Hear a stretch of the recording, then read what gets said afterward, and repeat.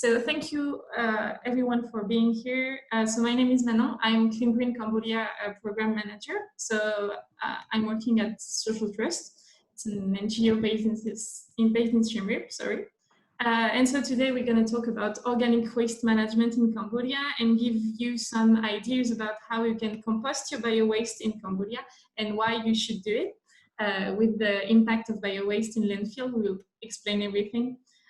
We will have two amazing speakers today. They are both really passionate about the topic, so I hope you will enjoy their speech.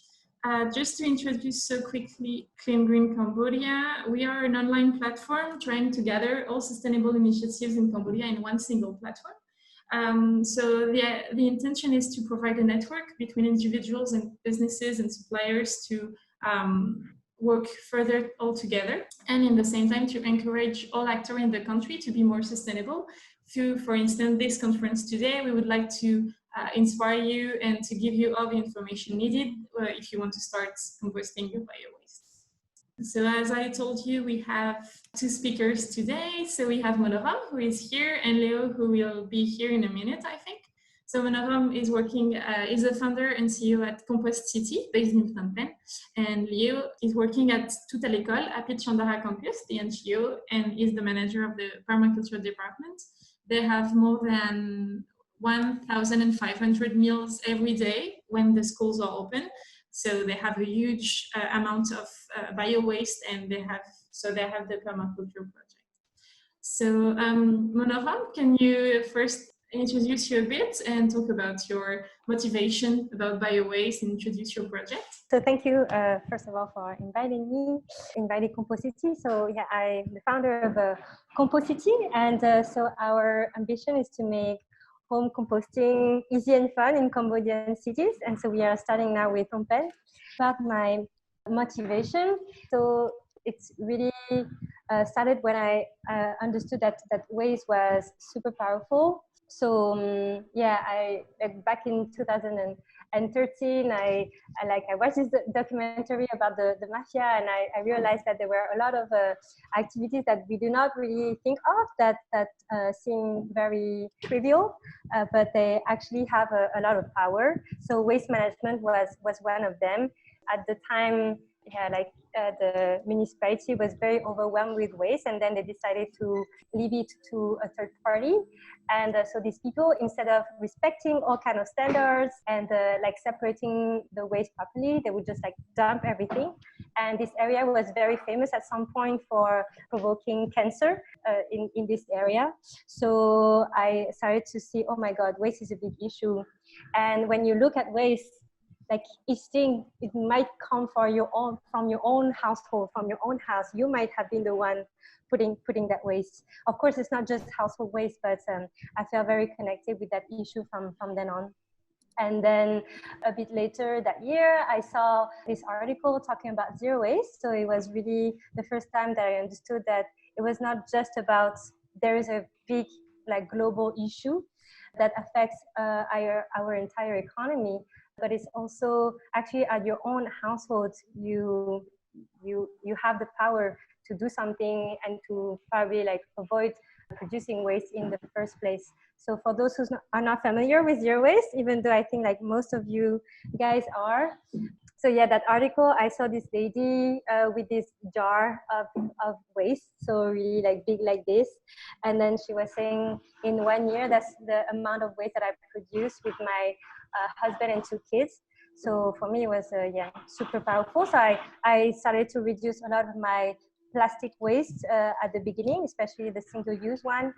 And then I realized that most of my bin was full of kitchen waste. So that's when I started to be interested in home composting and trying to avoid putting my kitchen waste in the landfill. Okay, thanks, Monorom. And Leo is here now. So Leo, I will just give you the speech. Can you introduce yourself a bit? What do you do here? I think you can share your screen too. So can you explain to us what is composting actually? How does it work? What is the process? So my name is Leo. I'm 29 years old, and I'm living in Cambodia now for 6 years. I'm working for the NGO Soulcial, that they have a school in Phek Mei. This is 14 kilometers south of Phnom Penh. And the name of the school is Happy Chandara, and also I'm the co-founder of Byton Project. So my job at the school is I'm the manager of permaculture department, and in our department we develop sustainable agriculture solution for the community related to agriculture and farming. We also work with the students to raise awareness about nature and environment. So we're doing a compost here at the school because we have 1,500 people that's eating here at lunchtime. So it's a lot of resources that we can use back in our garden and on the field. We use bare clay. I will develop later on about this kind of compost. And also we're doing compost tea. For the people that know, we brew our liquid compost and then we use it when we're watering the plant. And the other project, so this one is more personal. We developed this with my wife in March 2018. And we try basically to create a community that tend to be self-sufficient in time and to connect human and nature, because we think that today the society proposes something and we would like to maybe have an alternative solution to living. So we have a 2 hectares of land in Compost City province. It's about 50 kilometers south of Phnom Penh. And wow, is everything to be done there because we start on the rice field.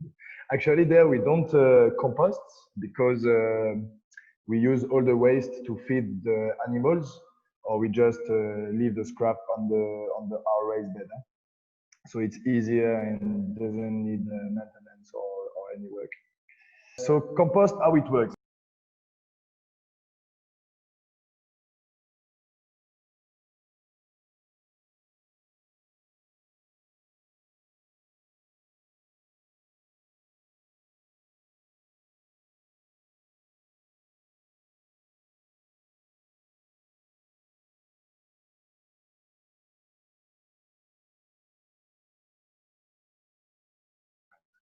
What do you need to make compost? So you need oxygen, because most of the composting way, there is also other anaerobic way to do compost, but today we're talking about aerobic process.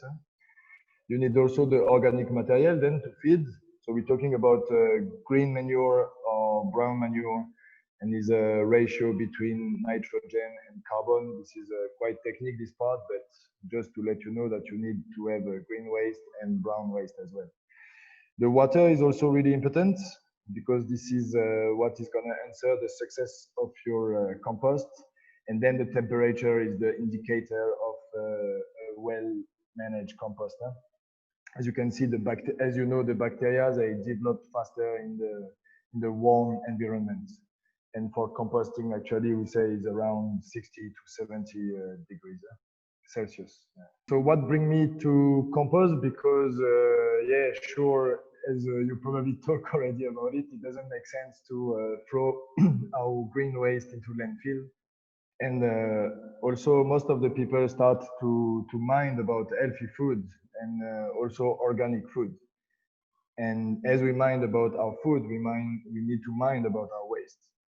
So also for me, compost is something that is fun to do. We can compare this to cooking, for example. You can do a natural cake with your waste. It's quite fun, and then reuse it for planting. It's also kind of a politic part, if I can say like this, is an act of citizenship. And I think is really important for the next generation. For me, I'm a young father. My daughter just get 2 years old in 5 days. And I'm working in the school with a lot of students. So for us, it's really important to inspire them another way of throwing. We don't want to use the word throwing anymore. We think there is other option.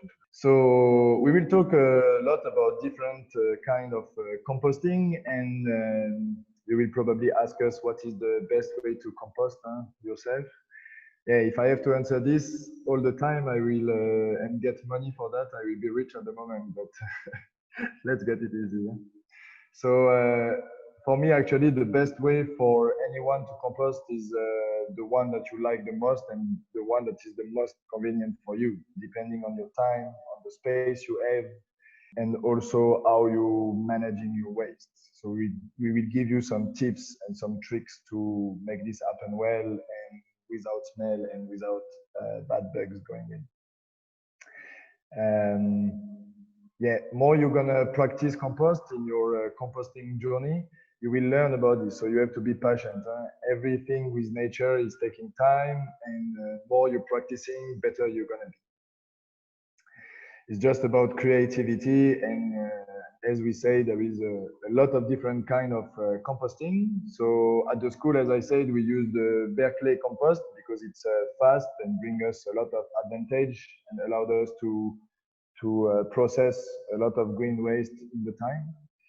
So we do this in 22 days. There is also the Vermicompost. Most of you, I think, heard about this. There is the BSF, is a black soldier fly compost, is also working similar as the Vermicompost. And then there is a other compost that is, I think, really good for inside. I'm not sure in Cambodia they're still doing this. His name is Bokashi. I don't find any more source on Facebook, on internet, so not sure if you can supply this in Cambodia, but this is really interesting and it has different perspective than just composting. Okay, so I think I'm good about presentation and say why you should compost, guys.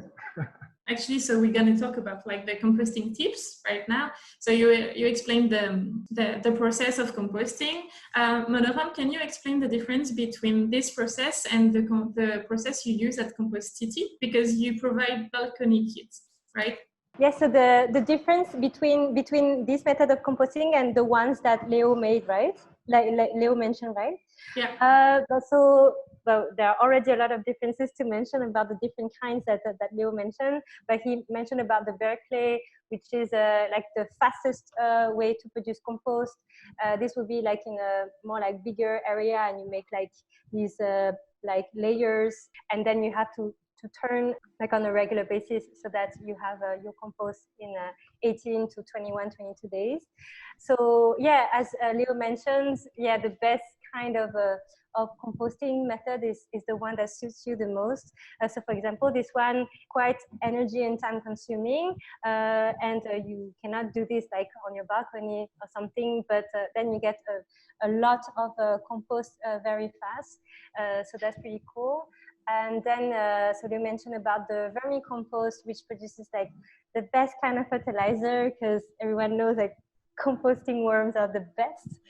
And yeah, and then so there's Jelaine who actually sells, she also sells some composting boxes. So if people are in Phnom Penh, they can check this out. Just like worms have a quite specific diet. So for example, they do not take cooked foods or like citrus or like onion, these kind of things. So yeah, for me, for Compost City, it's like it was yeah, difficult to take this kind of organic waste out. And then so Leo mentioned about the bokashi as well, which is a fermentation process. And so like it's a method of composting like without any air. So you put your organic waste in a kind of bucket, and you add those EM, so or effective microorganisms, and so they will love these conditions with no air. They really thrive in it, and they will produce that kind of acid.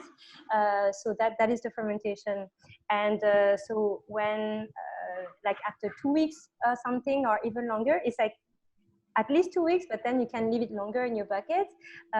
Then you need to find a source of a soil or something to actually like leave it, and that's when like the composting will further, like your organic waste will further degrade in there. So it's a great method, and it's quite cool to get to learn about EM. Just it does not reduce like the water content, for example, and you still need to, I mean, unless you have like a lot of storage in your house to put all those buckets, you need to have an exit strategy basically, and so it will still be very heavy. So yeah, here are the pros and cons, and so you need the soil to actually bury the bokashi.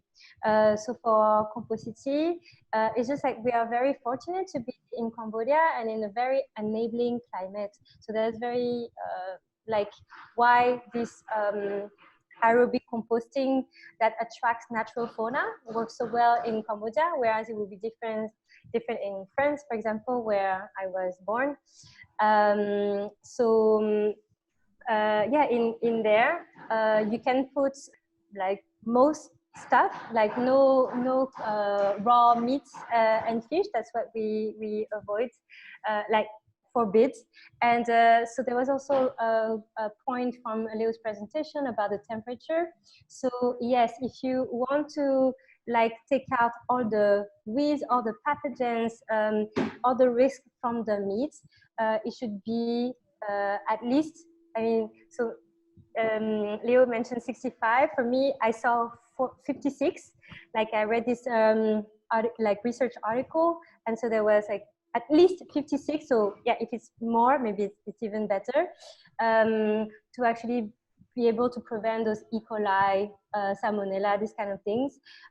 So if you also avoid to put this kind of waste, maybe it's still okay to do your compost. And it also depends on what you want and what is the end product. So if you're very picky about your soil and there should not be any kind of seed or something, yeah, maybe the Compost City one might not be the best one. Is really like to be able to compost your kitchen waste as much as possible, like as many kinds of source of kitchen waste as possible. So yeah, almost everything apart from raw meat and fish. Otherwise, it's still, but like yeah, I prefer to say no, because like, unless then you have this risk of pathogens, and like avoid most liquids, because there's already a lot of liquid in our kitchen waste. So try to take some out would help a lot in this system, this compost system. Okay. Yeah, that's also a reason why putting bio-waste in landfill, it's nonsense, because our kitchen waste are mostly composed of water. So it's like complete nonsense. Like about the impact of organic waste in the landfill.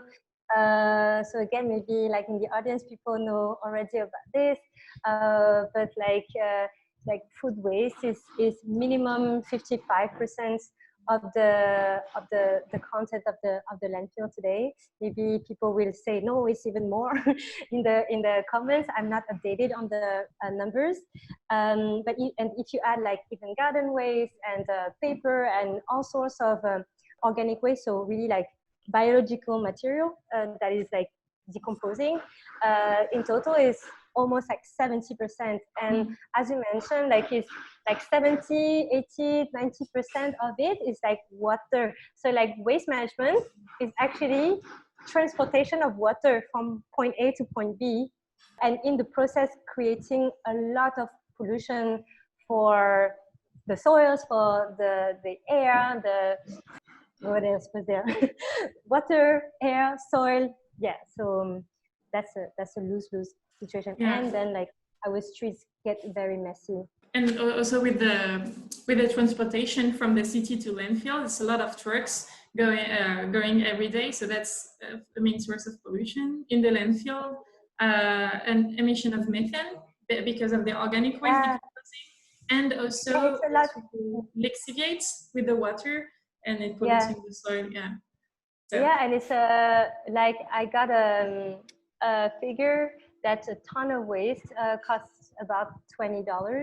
So like the estimation that I made to understand the scope of the problem that our project Compost City, among many others, are trying to solve, is that so every year you have like 4 million tons of waste going to the landfill, and if you take those 70%, and if you take only the households, so not even not even talking about the hotels, restaurants, and everything, it's 1.5 million tons every year. And that is an equivalent of like $30 million that we're putting on this transportation of water and pollution stuff. So yeah, that's kind of a nonsense. Yeah, totally. Okay. So just going back like to the composting teams, I think we already convinced a lot of people that we should manage our organic waste out of the landfill and find a solution to treat it properly. So the main solution used almost everywhere is composting because it's the easiest one. There is other solution. You can feed pig in pig farms or animals feeding. As we said earlier, there is other solution, but composting is the most easiest one, and you will find some solutions around you in Cambodia. So that's why we're going to focus about it today, and also we're going to give some tips about maybe starting your own compost in your own garden. If you in your house, in your business, at your restaurants, if you want to have some compost, it's a great way to get some. So my first question maybe to Leo, so we will talk about the process again, like why we need to mix the organic waste often. Why we should mix the organic waste while composting process. Thanks. Okay, so when you start composting, actually the thing is composting break down with oxygen, as I said. So when you mix the different material you use, as I say, there is like, we can say three. We can say green, this is all the scrap of veggies or everything is still alive. There is a brown material, like can be straw, can be rice husk, can be sawdust, can be paper, can be cardboard, whatever is brown, like is dried already. And then we use in our compost system always some black material. What I call black material, it can be manure from animal, but it's not recommended if you do it at home. But you can use, if you do it at home, you can use like old composts or just potting mix or something that has already good bacteria inside to start your thing. And then why we should mix it or turn it often is more you turn it often, more it will break apart. As you cut it small pieces, also it will make more surfaces that are contact in oxygen and allow the bacteria and the fungi to develop. So this is why we should turn and twist our compost as much as we can. Okay. And so you also told that we have to cut our organic waste in tiny pieces. It's better. It's going faster, right? It's faster. Yeah. If you want to get it really faster, it's better to chop your waste in small pieces. But if you don't have to do it, right? It's all about how long you want to make your compost in time, or if you don't mind about your time, you can just leave it like that. It's also depending of the life you have inside. If you have like worms, you don't have to chop because the worms, they will eat and break down the material by themselves.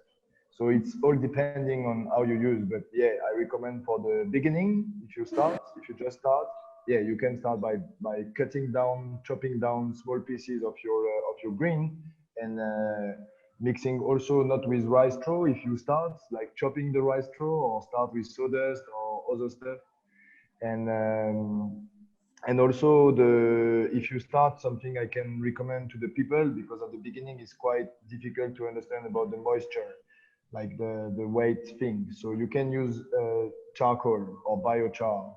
You can find it easily in Cambodia. It's really easy to find.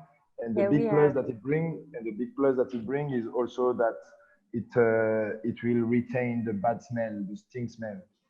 If you get like something that stink, a compost that smell bad, specifically inside, it means something is wrong. The ratio between nitrogen, green things, and carbon, brown things is wrong, or is too wet or something like that.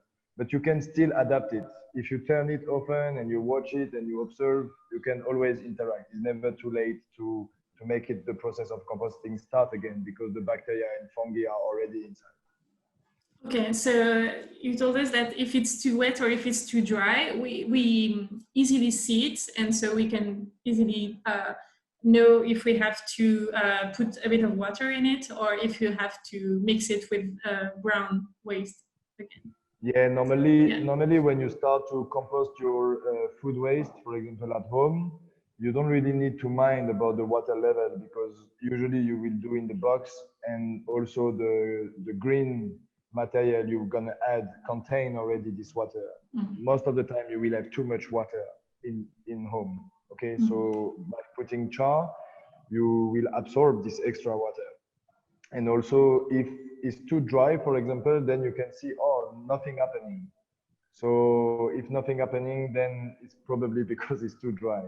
And the best way to know if your compost is wet enough is just to take one hand of the compost and just squeeze it between your hands, and you should have few drops leaking around your fingers, not like damp like a sponge.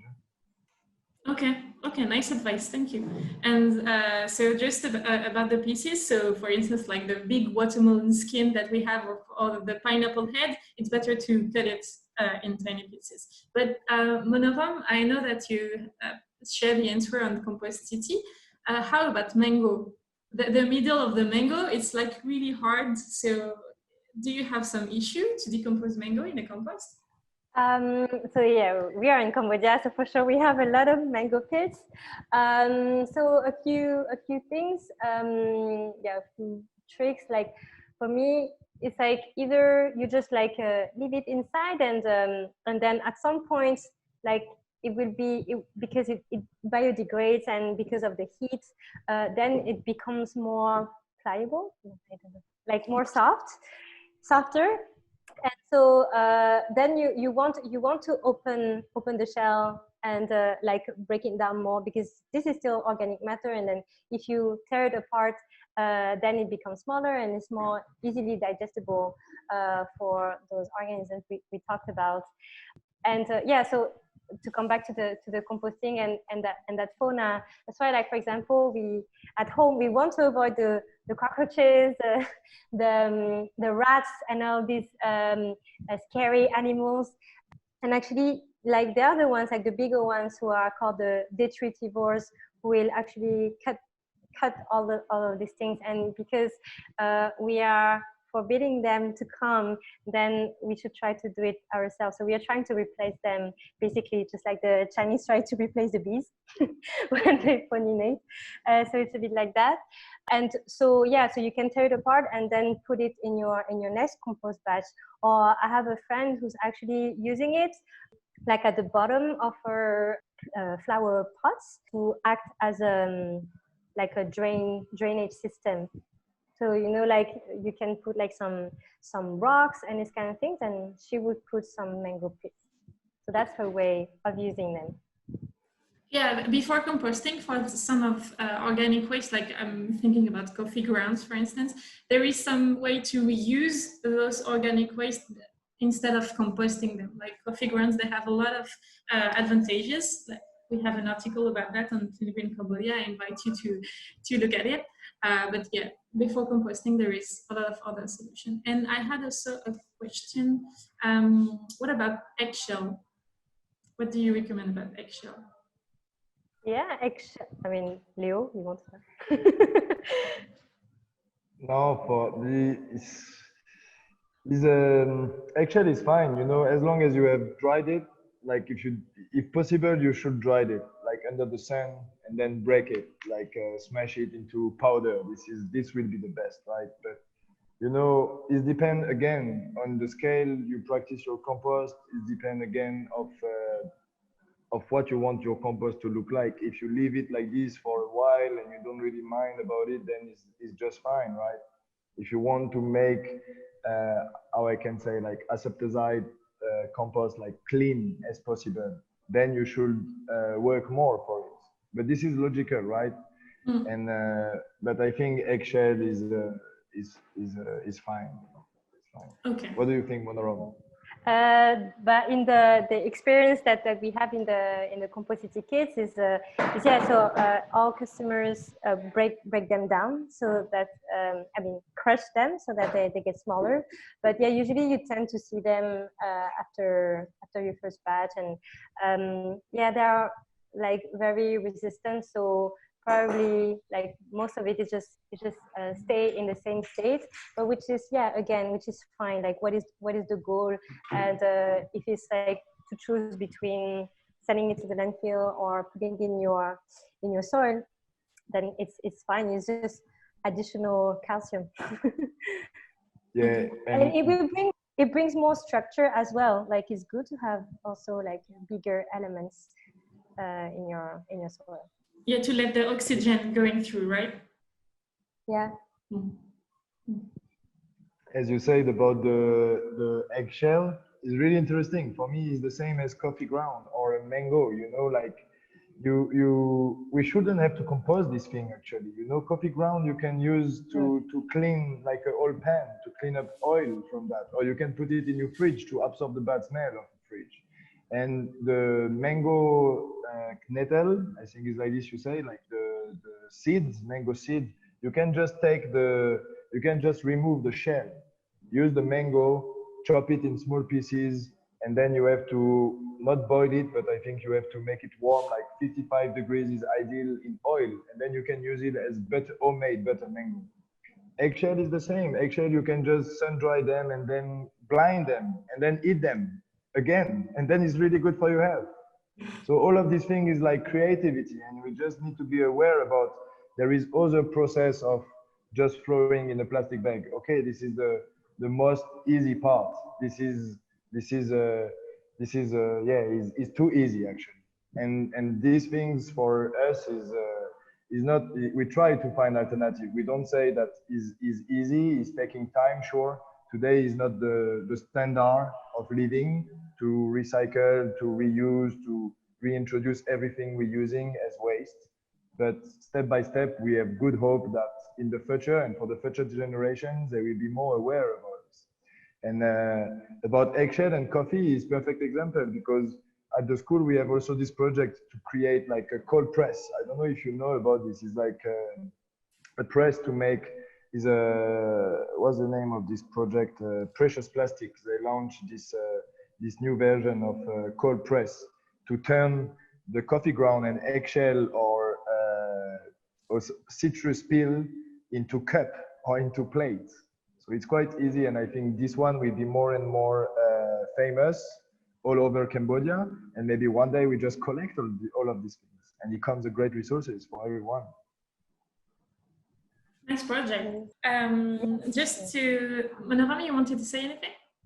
No, it's just like when Leo talks about this, it really makes me think of, okay, so what is waste actually, and what is a resource? And it's, yeah, waste is just basically something that you gave up on. It's just like something you abandoned on. And there's like this agency in France who say like the best kind of waste is the one that does not exist. So yeah, I think like we are in an era where it was really about, yeah, boosting economy and creating stuff, which is awesome. But at the same time, it was also, yeah, like yeah, giving up on waste.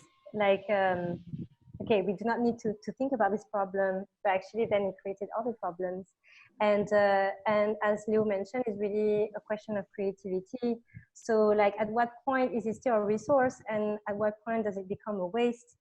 Yeah, when Leo mentions about the coffee ground, what you can do with the coffee ground or the citrus peels or the eggshells, yeah, it's like there is still a lot to develop, like sectors, like proper sectors of waste separation, like streams, waste streams, to actually re-inject all those resources back into the economy. So, yeah.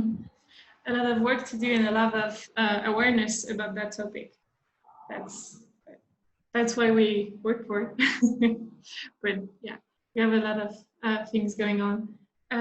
So just to Just to sum up a bit, so basically we can compost everything. Everything's organic except for meat, fish, dairy products, and every like meal leftover if it's too oily or anything, right? But it's for me, I wouldn't say it's not. It is compostable. It's just like it depends on what conditions we have. Yeah, So, for example, for Compost City, we target households, and the compost does not heat that much. So you cannot prevent those potential pathogens from being in your compost. That's why we say no meat, no fish. But if it's industrial composting, then you can definitely do that. Okay. Okay, good to know. And I also even have Berkeley. Sorry? No, because Leo mentioned about the Berkeley, and the Berkeley one is also very high temperature. You could definitely put meat inside, and then you would not have any E. coli or Salmonella issue anymore, for sure. Okay, and not animals also?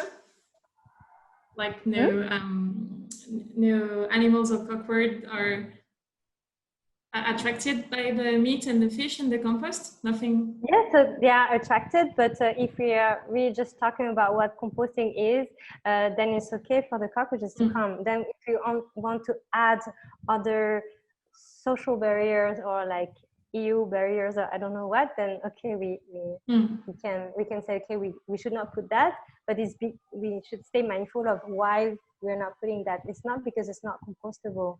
It's because we don't want to attract the rats and stuff. Okay. Okay, and I just want also to say it, just like a useful tip, one more.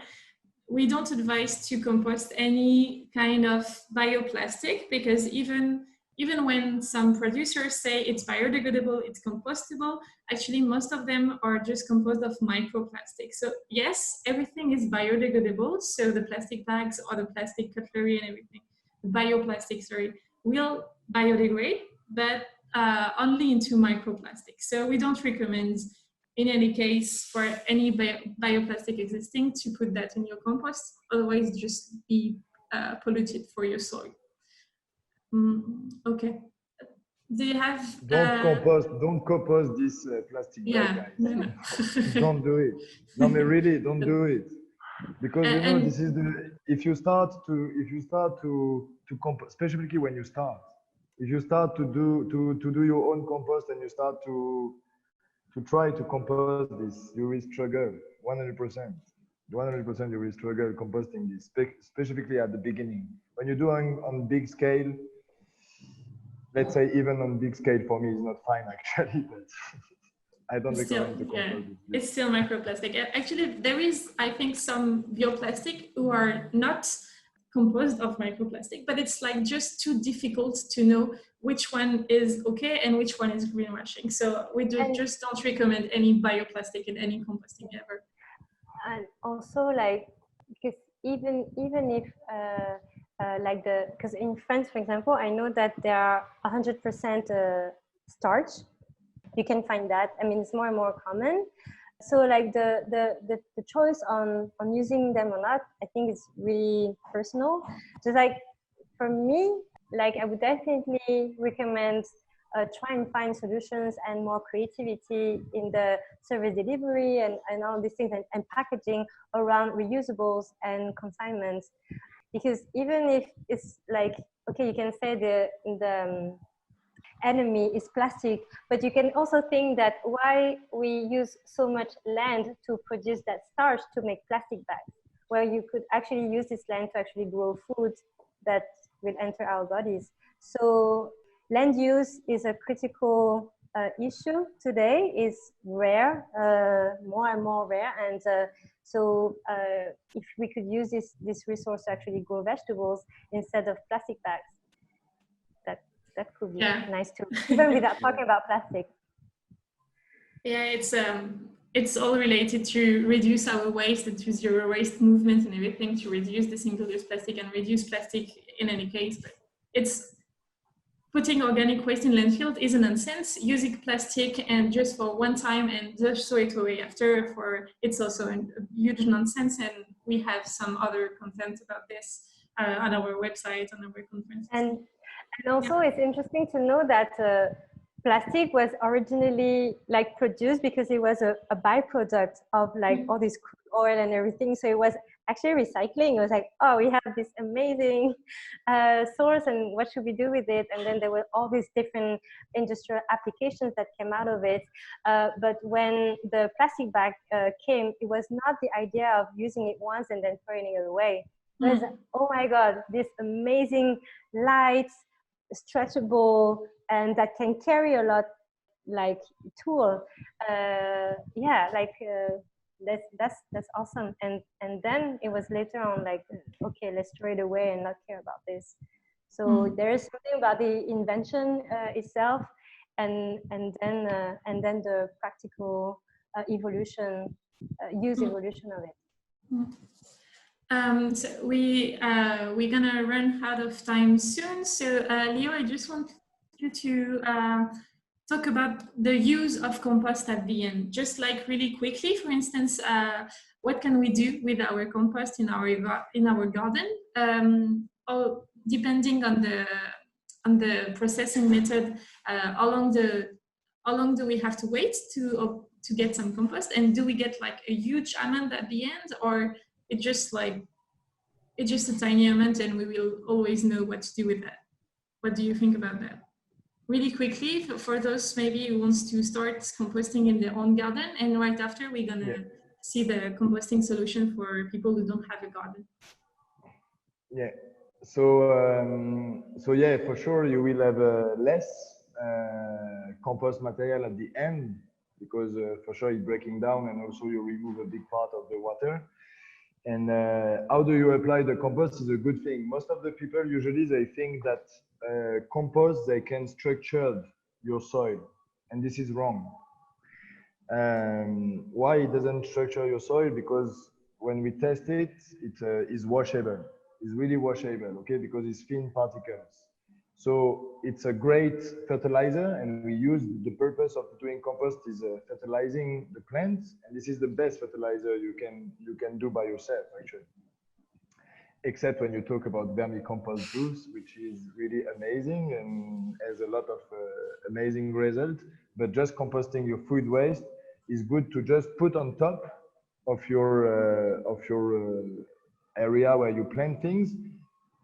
I recommend always to cover with some mulch, so it can be like small branches or straw to cover the compost, to keep it always moist, and this way it will release step by step the good nutrients for your plant. And after the nature, we do the rest. So basically you just put some compost, like maybe every 2 weeks, every 3 weeks, depending what you're growing, what step of your plant is at the moment. And that's it. It will work. Okay, so really easy to use after it. Okay, I'm just gonna share my screen again just to show you some existing solutions in Cambodia about composting for businesses or individuals, for people who live in an apartment. Maybe we're gonna have some questions at the end, right after that part. So if you have any questions, please feel free to write them down on the online conversation on Zoom, and then I will ask Monorom and Leo all the questions you might have. So about and if you have too much compost, give it to us. Give it to Compost City. So about the composting solutions in Cambodia that already exist, for instance, in Siem Reap, we have two main solutions. The first one is Cambodia. It's an NGO. And actually they offer a free collection service for businesses. They come once a week, and they need big amounts of organic waste to make compost for their own community garden, where they have a permaculture project with the community. It's a really great project. So if you want to support them, just check the website. And if you have a business in Siem Reap and you have a lot of organic waste, please contact them. Also in Siem Reap, we have Siem Reap Food Loop with Sonia Moore. That's a brand new project, just launched it in May, April or May, I don't remember. It's just along the riverside, and actually there is a community garden, and so they need to make some compost for that as well. So as individuals or businesses, you can just drop off your bio-waste there, it's for free, or otherwise they have a collection service. It's a really there is small charge fees to pay for the collection service, but it's barely nothing. And she also brings you the container for the compost. So yeah, here is her email. Please feel free to contact her. And then the compost is used on spot. About Phnom Penh, so we have Compost City with Monorom, of course. So if you have any question, you have her email address right here. She already talked about the balcony kits to compost from your apartment. Otherwise, you have 2 drop-off solutions. You have Bong Bon Lai restaurants and farm-to-table restaurants. You can drop off your organic waste there. Check out their Facebook page to know at what time you can go. They need only fresh bio-waste because actually they are working with Rui Rich, which is a private company, which offer a collection service for individuals and businesses and has a black soldier's fly composting technique. So if you drop off your waste at farm to table or Bong Bon Lai, they're gonna be composted with black soldier's fly at Rui Rich.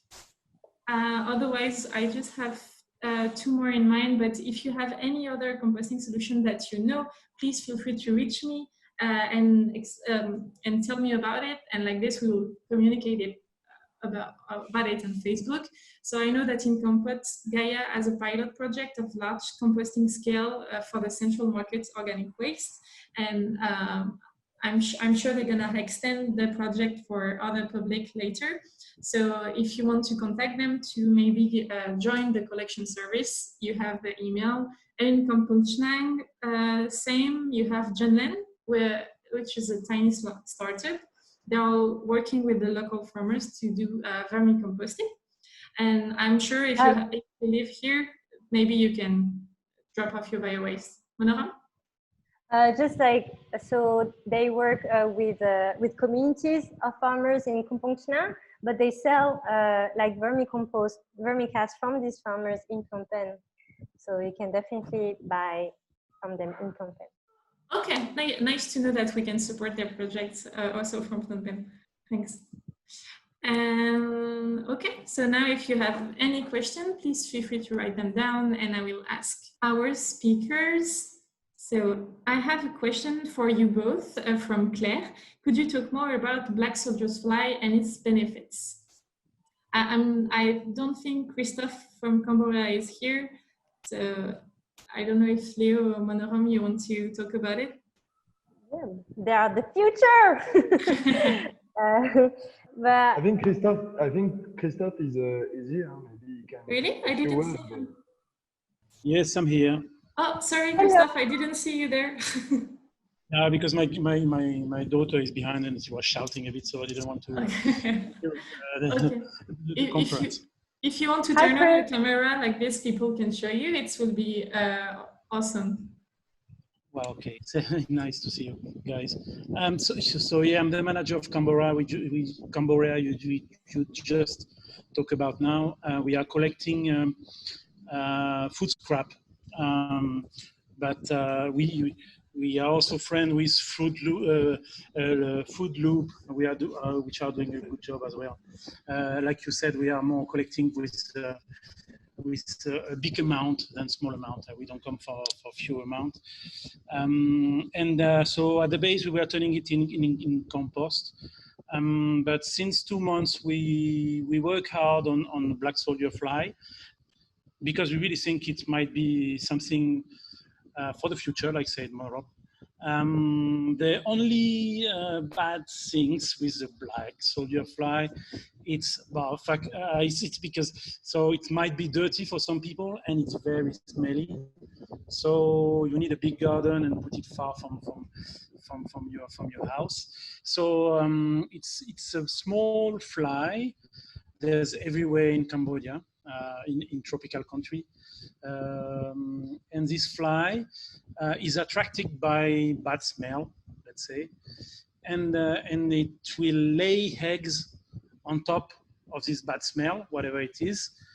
And after 4 days, the eggs will become a larva, and this larva will eat the smelly things and grow and grow and grow and grow and grow and grow. So what we do is black soldier fly is we raise them as it's big amount of protein for animals, to feed animals. So from your food scrap, you can turn in the free food for animals, high protein free food for animals, and kind of compost. Oh, it's not perfect compost. It's not really a compost. The process is not finished, but you can do juice for your vegetable and these kind of things. You have to compost after. But it might be a good solution in some rural area. As we are working for a small solution to help the farmer, in fact, to feed their production for free with food waste. But if for a city like Phnom Penh, forget about it. It's too smelly.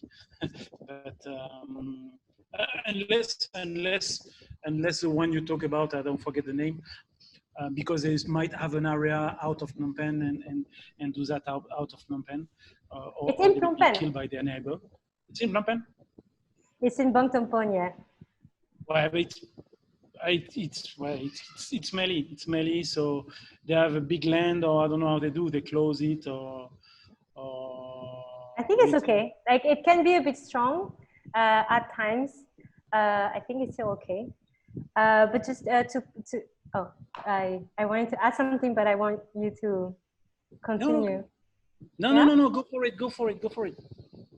Yeah, why for me I think the future is because like they really like this composting solution that I'm advocating, like we are advocating with Compost City. Like sure I believe in it, but like yeah, black soldier fly larvae, the great thing about them is that they are very fast at eating, processing your organic waste, and I think that they can consume, like they can eat like twice their body mass on a daily basis, and they reproduce like crazy, and they are not harmful at all for humans. So when we compare with other flies, we might be afraid that the domestic ones, the one that like to be on poop, for example, then they will come to your food and like transfer some pathogens. For the black soldier flies, like they have a weird function in life that they want to eat all this organic waste as fast as possible. Then they will want to race to do their metamorphosis, and when they become adults, they just want to have sex and drink water and die. So that's only what they do. They are not looking for other source apart from water. So they are totally harmless.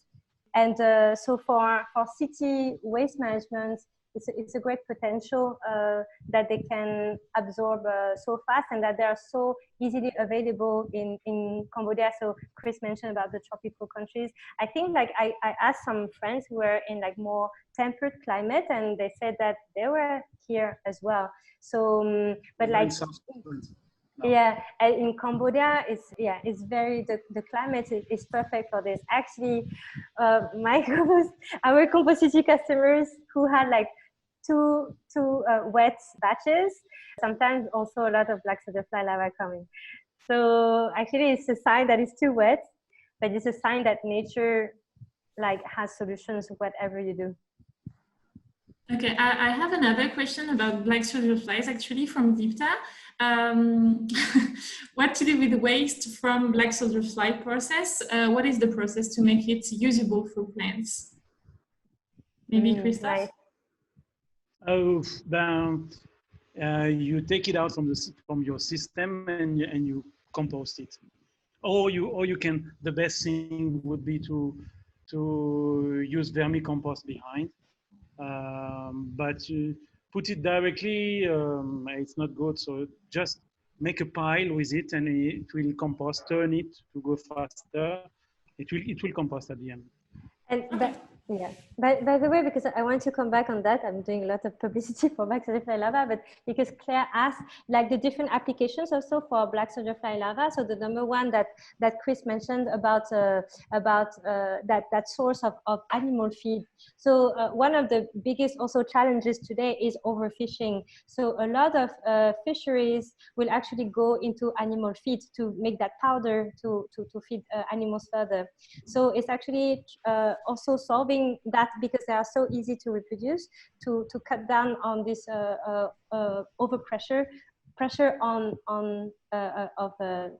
the fisheries resources, and then you can also make biodiesel out of and so, because why it's so important for animal feed, because they are such a great source of protein, right? And then so another application, industrial process that people are doing right now is also turning it into biodiesel. So like this oil, I don't know if it's a good thing or not, but and then the last thing is this pre-compost kind of thing, so that you can use again and then use worms or something to make a compost after. Okay, thanks for the clarification. I don't see any other questions. Please feel free to ask if you have other. I think we're gonna run out of time. I don't know if you have other questions to ask to, not to yourself, but to, to your colleagues, to the other speakers. Claire, thank you. So much great information. Thanks, Monorom. Thanks, Christophe. Thanks, Leo. Thanks, everybody. Let's compost. Yeah? Thanks, Manu. Okay. Okay. Yeah, I think we're gonna finish on that. I just want you to say, so thank you for joining the conference. Sorry again for this huge delay at the beginning. I don't know what happened, but thanks for stay tuned. Thanks a lot, Monorom, and thanks again, Leo, for a great intervention today. It was really interesting. I think everyone loved it. So I hope everyone loved it. I loved it. And just like, if you want to stay updated about their projects, so you have their Facebook page, you will have their email address of Monorom and Leo. You can ask whatever you want by emails, by Facebook. Stay tuned to their project. They are really great. Thanks. So thanks again for joining the conference today. So I invite you to visit our website, cleangreencambodia.org. So as you know, we gather sustainable initiative, and we try to share some new sustainability tips often. We are more active on Facebook and Instagram lately, but the website will be updated really soon. So please visit it. You can follow us on Facebook and Instagram. More conference will follow. So stay tuned. And if you have any question, this is my email address. So thanks a lot. Thanks a lot, everyone. Thank you. Great initiative, guys. Bye-bye. Thanks to you.